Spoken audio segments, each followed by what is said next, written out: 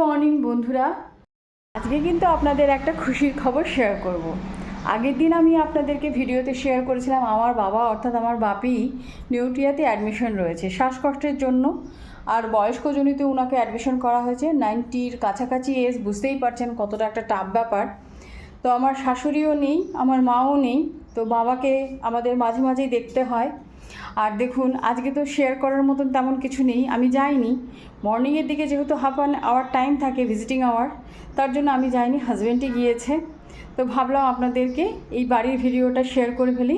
আমার কিন্তু সমস্ত কাজকর্ম কমপ্লিট হয়ে গেছে।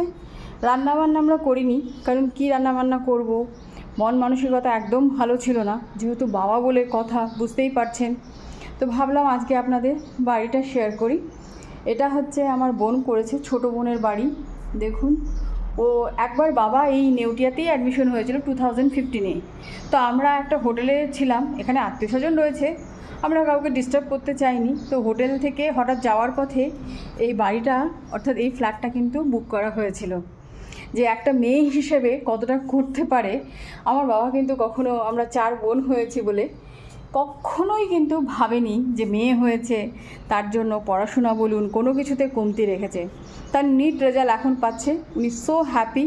মেয়ে দূর থেকে সবসময় বাবার কাছে থাকে, মানে বিদেশে থেকেও ও কিন্তু বাবা মার একদম এত যত্ন নেয়। মা তো নেই, মাকে তো হারিয়েই ফেলেছি আমরা অসুস্থতার কারণে। 2013-এ মা চলে যায় আমাদের ছেড়ে। তো বয়স এমন হয়নি, 55 ইয়ার্স ওল্ড হয়েছিল মার, আর বাবার বয়সটা অনেকটাই বেশি। তো এখন যাই হোক, বাবাকে রেখেছি আমরা সযত্নে, 4 বোন, যে যখন পারি যতটা পারি করার চেষ্টা করি। আর দেখুন, একদম NH-31 কতটা কাছে, নিউটিয়াও পাশে, এয়ারপোর্টও পাশে, খুব সুন্দর একটা জায়গা, সব রকম সুবিধা রয়েছে। বয়স্ক লোক নিয়ে এই অ্যাপার্টমেন্টে থাকলে কোনো রকম অসুবিধা নেই। পাশেই বিভিন্ন রকম হসপিটাল, নার্সিংহোম রয়েছে। তো আমরা সেদিন দেখেছি বাপির শরীর খুব খারাপ, তাই আমরা এই বাড়িটা সবসময় বন্ধই থাকে, কেউ থাকি না আমরা এখানটায়, কারণ যার যার মতন শেষে কর্মে ব্যস্ত। আর এক বোনও বাড়ি করেছে কিছুটা দূর এগিয়ে। আর তো এইভাবে আমরা চলছি। আজকে এটাই শেয়ার করা ছিল।